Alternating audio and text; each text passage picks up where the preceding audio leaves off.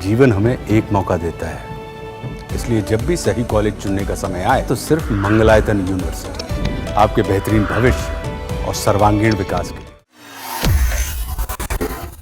तो मुझे तो अभी 15-20 साल तक जो है मोदी ही नजर आ रहे हैं, और इसीलिए नहीं मोदी नजर आ रहे हैं कि मोदी जी प्रधानमंत्री।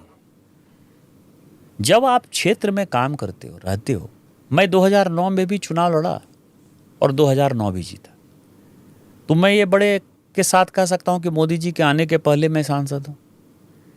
वास्तविकता वो नहीं है। मैं केवल 6,000 वोट से जीता, किसी तरह से जीता। मुझे 1,90,000 वोट आया, दूसरे को 1,84,000 वोट आया, तीसरे को 1,72,000 वोट आया, चौथे को 80,000 वोट आया, और मैं लगभग 6 की 6 विधानसभा हार गया। कहीं किसी से हारा, कहीं किसी से हारा। ये मतलब बड़ा, मैं आपको बताऊं कि उदाहरण है कैसे जीता जाता है चुनाव। जिस दिन मोदी जी चले गए, मेरी बात लिख लीजिए और इसको जब कभी भी होगा चलाइएगा, ये 20 साल चलता रहेगा। यदि मोदी जी हमारे नेता नहीं है तो भारतीय जनता पार्टी 150 सीट भी नहीं जीत रही। 2029 चुनाव भी भारतीय जनता पार्टी की मजबूरी है कि मोदी जी के नेतृत्व में ही लड़ना पड़ेगा। आज हमारे जैसे लोगों को, कार्यकर्ताओं को मोदी जी की आवश्यकता है। मोदी जी को हमारी आवश्यकता नहीं है। मोदी जी का तो अपना जीवन हो गया, वो उनका तो जीवन भर वो पूर्व प्रधानमंत्री के नाते जितनी व्यवस्थाएं हैं उनकी चलती रहेंगी। इसके लिए थोड़े वो सत्ता में आए हैं। 2047 का यदि विकसित भारत बनाना है तो आपको मोदी जी को, जब तक उनका शरीर साथ देता है, और इस देश में हुआ है 82 साल में जो है मोरारजी भाई जो है देश के प्रधानमंत्री बने। तो इस तरह का, और किसी के मन में सोच कैसे। और उसी में फिर मैंने कहा कि 2017 का चुनाव जब हम लड़े तो 2017 में उत्तर प्रदेश में कोई फेस नहीं था। फैक्ट तो यही है। मोदी जी के नाम पर वोट मिलता है। आज भी मोदी जी की ही के नाम पर हम जीत कराते हैं। यही मैंने कहा था, इसमें कोई कंट्रोवर्सी थी नहीं। और फिर मैं वही बात कह रहा हूं। राष्ट्रीय अध्यक्ष क्यों नहीं आप चुन पाए अभी तक? 1 साल से बात चल रही है, कभी इनका नाम कभी उनका नाम, कंसेंसस नहीं बन रहा। आरएसएस जो है वो कोई और नाम देना चाहता है। नहीं, समस्याएं बहुत ही। देखिए क्या है कि मोदी जी के ऊपर कार्यकर्ताओं का, जनता का इतना विश्वास है कि उन्होंने कह दिया कि अब की बार 400 पार, तो सभी लोगों को 400 सीट जीतेंगे। उन्होंने कहा 400 सीट जीत ही रहे हैं, एक आदमी हार जाएगा तो क्या होगा। तो 399 करने के चक्कर में 240-41 पे आ गए। जनता जो है वो मोदी जी के साथ थी। हम 400 सीट से ज़्यादा जीत सकते थे।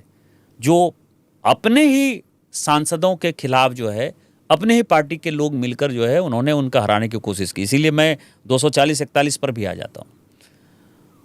उस सिचुएशन में हमारे लिए हरियाणा का चुनाव, हमारे लिए महाराष्ट्र का चुनाव, यह बहुत महत्वपूर्ण था। क्योंकि लोगों को लग रहा था कि हमने हरा दिया। हमने पहली बार ऐसा मैंने देखा कि 90 सीट लाने वाली पार्टी को लगता था कि हमने हरा दिया। तो उसमें कंटिन्यूटी की आवश्यकता थी, मजबूती की आवश्यकता थी। हम जीते। जीतने के बाद, इसके बाद जो दूसरा माहौल बना, ये पाकिस्तान वाला, तो धीरे धीरे ऐसे सिचुएशन, ऐसे मोड़ पर हम आकर खड़े हो गए जिसमें कि लगा कि पार्टी, दिल्ली का चुनाव था।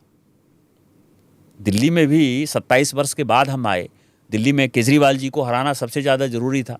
तो इन सारे चीज़ों में कंटिन्यूटी होती रही, उस कारण से डिले हुआ, और कोई कारण नहीं। अपने ही लोग किसके बारे में कहते हैं कि अपने ही लोगों की वजह से हारे? अपने लगे जो कार्यकर्ता हैं, उनको लगा कि सब तो बढ़िया है, मोदी जी 400 सीट तो जीत ही जाएंगे। अलग अलग जगह पर जो कार्यकर्ता थे, प्रत्येक सीट पर, जैसे मेरे यहाँ ही लगे हुए तो थे। उबासी ले रहे थे, घर में बैठे थे, क्या कर रहे थे? घर में बैठते तो अच्छा था। वो जो लोकल सांसद चुनाव लड़ रहा था, पूरे देश भर की मैं बात कर रहा हूँ, किसी एक इंडिविजुअल की बात नहीं कर रहा हूँ, उसके खिलाफ आप जब मैं 15 साल, अब 16 साल है, 17 साल हो गया, तो 15-16 साल में हमने कुछ अच्छा किया होगा, कुछ बुरा किया होगा ना। कुछ लोगों का अच्छा हुआ होगा, कुछ लोगों का बुरा हुआ होगा, या कुछ लोगों के लिए कुछ नहीं किया होगा। हम सबको संतुष्ट करना राजनीति में तो संभव नहीं है ना। तो आरएसएस को संतुष्ट नहीं कर पा रहे हैं आप लोग? नहीं, आरएसएस अलग चीज है। मैं भारतीय जनता पार्टी आए नहीं ना आप मदद करने। नहीं, मेरे चुनाव में तो उन्होंने 12,000 छोटी छोटी सभाएं की।